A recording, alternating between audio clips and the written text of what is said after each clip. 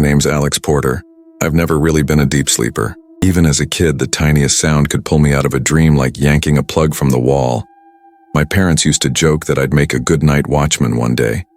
Maybe that's why I took the graveyard shift job at a local security company last year. It wasn't anything fancy, just a small office space above an auto repair shop. My job was to monitor the live feeds from different properties and note anything unusual. Most nights, nothing happened. Just a few cats wandering across driveways or raccoons rummaging through trash. About 2 weeks into the job, something strange started happening in my own apartment. I'd get home around 4 a.m. completely exhausted and crash into bed. But for some reason, I'd keep waking up around 5:17 a.m. every single night. At first, I thought it was my internal clock adjusting to my new schedule. But it became routine. I'd open my eyes and no matter what, the clock would always say 5:17.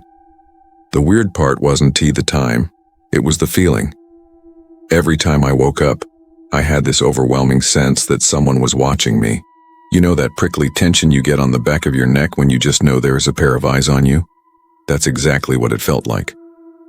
I'd lie there frozen, scanning my dark room, seeing nothing but faint shadows from the streetlights outside.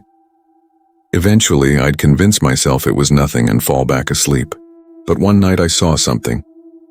It was a Thursday. I'd just gotten off work and crashed as usual. At exactly 5:17, my eyes opened, and this time, I wasn't alone. There was a figure standing in the corner of my room, not moving, just standing there. I remember blinking a few times trying to adjust my vision.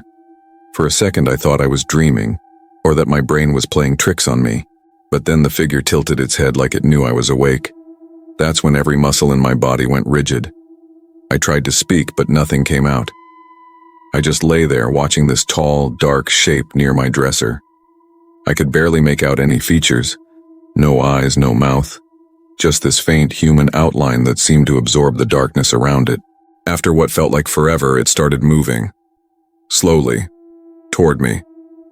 That's when I jolted upright and flicked on the lamp beside my bed. The corner was empty. Nothing.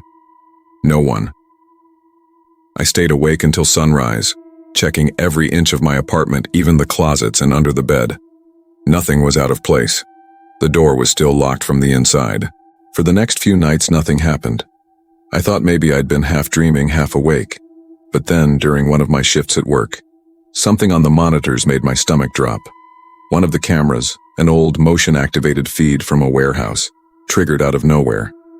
The screen showed an empty hallway except for a dark shape standing near a doorway. The same outline I'd seen in my room, the exact same tilt of the head. I stared at it, frozen, waiting for it to move. And when it did, it wasn't toward the camera. It was toward the lens I was watching from, as if it knew I could see it. The feed went static. I don't remember leaving the office that night. My supervisor said I called him mumbling something about someone in the building, but I barely recall that part. When I got home, every window in my apartment was open. I live on the 5th floor. That night, I didn't go to sleep at 4 a.m. I sat on my couch, every light in the house on, watching the clock tick. When it hit 5:17, the power went out, completely. I haven't slept since. For next part, please subscribe our YouTube channel.